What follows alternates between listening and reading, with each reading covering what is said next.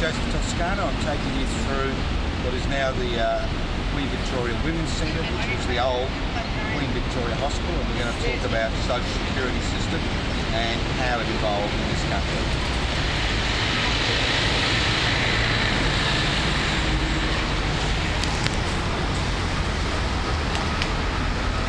Just in here is a picture of the old Queen Victoria Hospital and Jessie McPherson Hospital, which is a maternity hospital. Now this hospital, which has been 99% demolished and a little bit of facade left for the Victorian Women's Centre, exists, what's the reference? This is a protest by Victorian women when the hospital was demolished, because people seem to have forgotten the Queen Victoria Hospital was built through a number of campaigns over a number of years by women donating a shilling to the Queen Victoria Hospital Fund to ensure there was a hospital in Victoria to deal with women's health issues, pregnancies and birth. The birth of this hospital and this country's social security system is mired in a really dark history. Marvellous Melbourne in the 1880s became a cesspool in the 1890s because of a huge downturn in the market, unemployment, starvation in the streets, increased unemployment. In the early 1890s, almost 10% of women living in Melbourne were involved in prostitution in order to survive. In an era where there was no health facilities, no social security net, no free health services, unwanted pregnancies were a huge issue, and babies were born around the country, especially in Melbourne, were basically unwanted. There weren't space in them for privately run orphanages, which were run by religious organisations. And women were forced to baby farm their babies. What that meant is, once they were weaned off the teat and they were able to survive, they were hired out to men and women who supposedly looked after these babies. And you'd pay them a weekly fee to look after your baby while you tried to survive. Now, during this period, baby farming became a huge industry across suburbs like Brunswick, Carlton, Richmond, and poor women and men in some cases would actually be paid to look after women's babies. Now, when you stop paying for the privilege if you died, and mortality rates were high in that period, or if you moved, or if you lost interest in your baby, it was not uncommon for these babies to be murdered and buried in backyards in Melbourne. On the 15th of January 1894, Frances Nall was hung for infanticide for being a baby farmer who it was proved was murdering children when the mothers were not able to pay her. She was basically a victim in many regards because she was controlled by this quite brutal and violent man who was never actually prosecuted, and she bore the brunt of the penalty, and she was hung. She was one of the last women hung, one of the last two women hung in Victoria on the 13th of January 1894. In August 2017, 3 skeletons of babies were found in a home in Brunswick, which she was actually living at the time she was hung. So, at the same time, women were throwing their babies, unwanted babies, in the Yarra.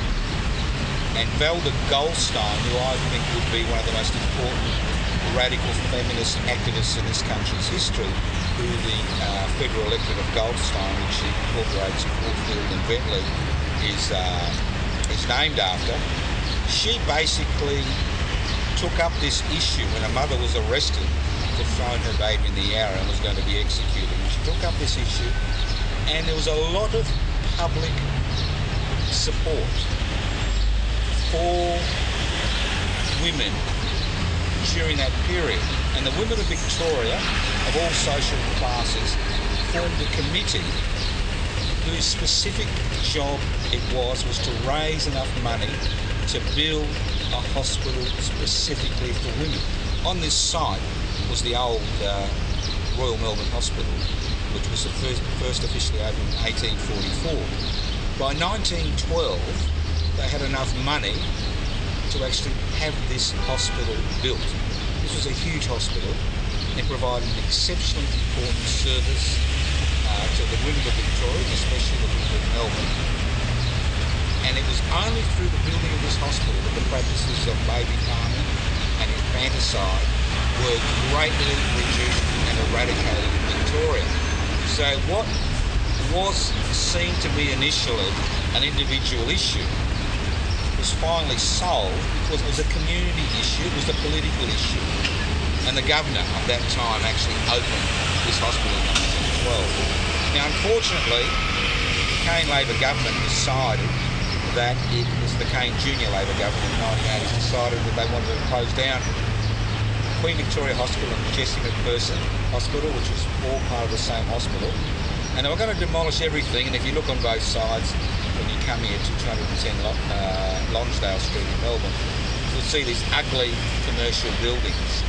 They were going to demolish everything, but because of women's protest in the 1990s, the facade and a small section of the Queen Victoria Hospital has been left, and it's now an important Victorian Women's Centre, and there are many women's groups which are housed here, like the Centre Against Sexual Assault, Zahas.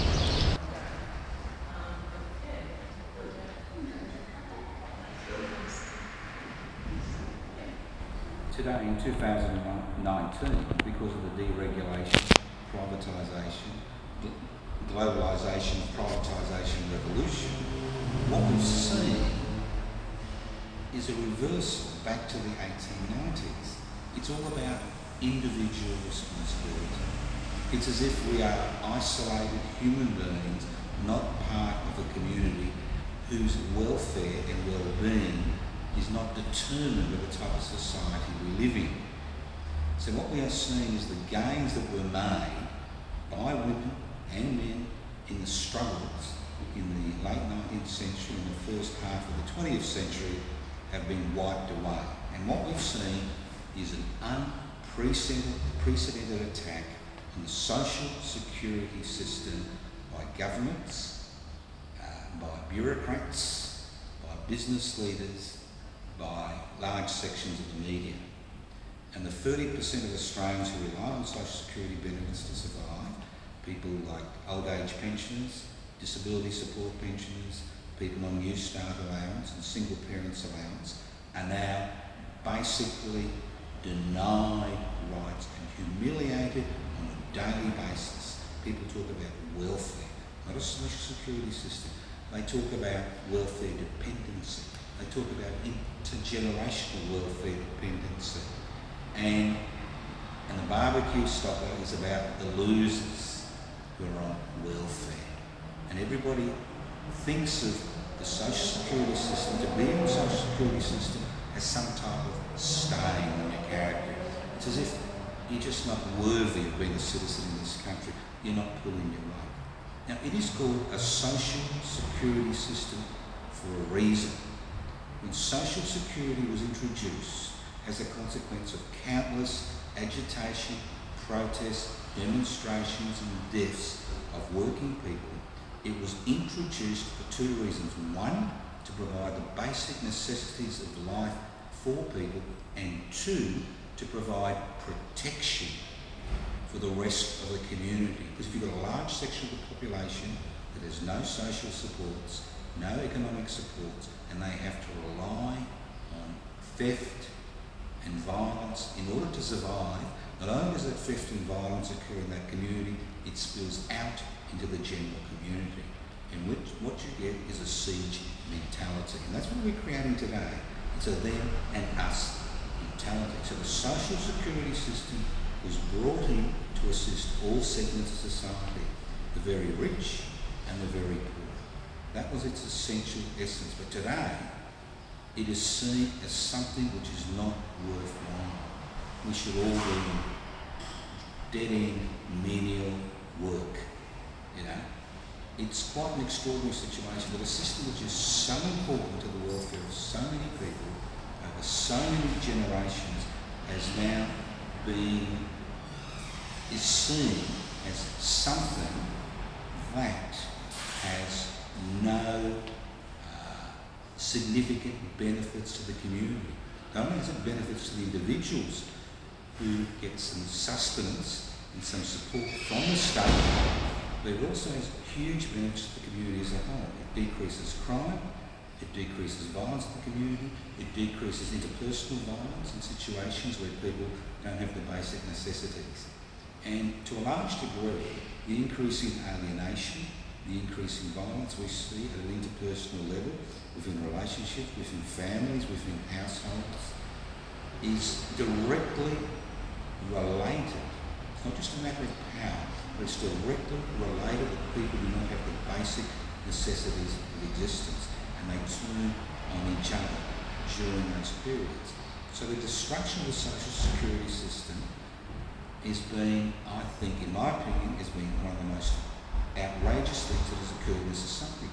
And we don't get people standing up and saying, I'm a social security beneficiary, I am part of the society, I'm a permanent resident, I'm a citizen, I'm a asylum seeker, I'm a refugee. I am a human being, I'm part of the society, I'm doing my best. I found myself in a difficult situation because even the richest person can find themselves in a situation where they need some support. And what we've seen over the last 10 years especially is holes being created in the social security system. There are so many regulations regarding people getting onto social security that a growing number of people don't get any benefits of any type because they can't negotiate the system. Even with the help of a caseworker or a case manager, they can't negotiate the system. They fall through the cracks. Other people, the social security payment is so small, like a New Start allowance, that people find it difficult to survive, and they still need to be involved, you know, other type of activities in order to survive. So it is having a hugely, profoundly negative effect on our society. For example, I remember as a kid, you know, you'd have these great afternoon gatherings, neighbours and friends. On a Sunday, you put out a long table and you bring out food and drinks which you would share with your friends and your family. A bit of singing, dancing, carry on. Being a fool, we didn't have much, but at least we had each other's company. Now, if I placed the 25 million Australians that live in this country today at this huge table, I put 5 million at one end, 5 million at another end, and the other 15 million in between those 5 million. The 5 million at the top end of the table would have 100 times more food and drink than the 5 million at the other end of the table. That is the income division, the chasm which now exists in our society. And when you live in a capitalist society where the amount of money you have in the pocket determines the opportunities you can actually access and the lifestyle you can lead, you can see that this growing chasm between Australians is causing a lot of friction in social division. Unfortunately, currently, the 5 million at the end of the table that only receive 1% of the opportunities in goods and services, the other 5 million who receive at the other end of the table are fighting amongst themselves, thinking, oh, it's because that bloke or that woman comes from a different country, or they're a different religion, they wear a funny hat. You know, and fighting amongst each other, and we're fighting constantly amongst each other. The reality is that this is a structural inequality which has been created through legislation. Legislation which rewards people that have shares. Legislation that rewards people that have large amounts of money in their superannuation fund. Legislation that rewards people for having more than one house but doesn't actually help people to buy a house. Legislation that is privatising the public housing market and legislating out of existence. So these inequalities are not because of differences in talents and differences in ability between the 5 million at the top end of the table that have got 100 times more food and drink than the 5 million at the other end of the table who've got 1% of that food and drink. It's because of the type of society we have created.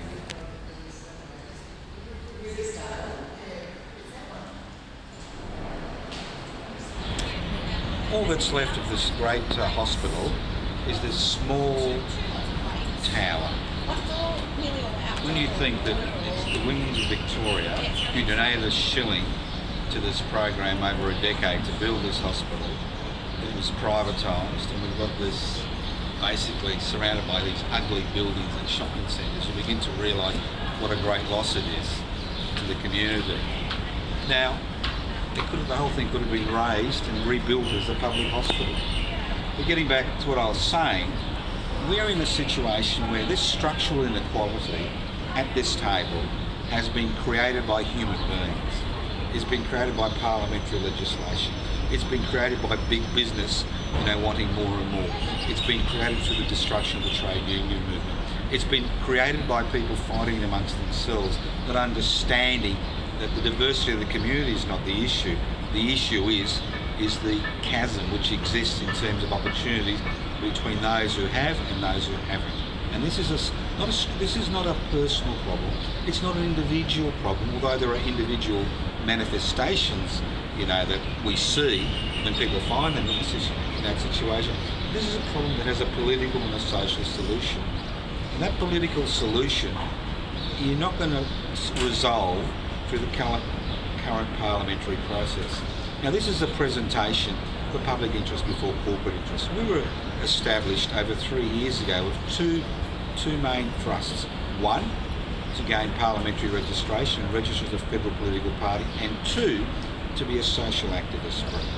Because it's through social activism that things happen. You can talk the talk for as long as you like. I can do a 16-hour presentation, but the reality is that without you, nothing will change. I encourage you to join social and political movements, not just based on identity politics, but which are based on changing the fundamental economic dynamics in this country, which mean that some children will be forced to live in the squalor they live in today for eternity, because the chasm has become so wide between the 20% of the people sitting at the top end of the table and the 20% of the people sitting at the bottom end of the table in the same country, in a land of opportunity, where 25 million people live on a continent, that nothing will change unless we come together. Now, you can join PIPSI, Public Interest Before Corporate Interest. You can download the application form.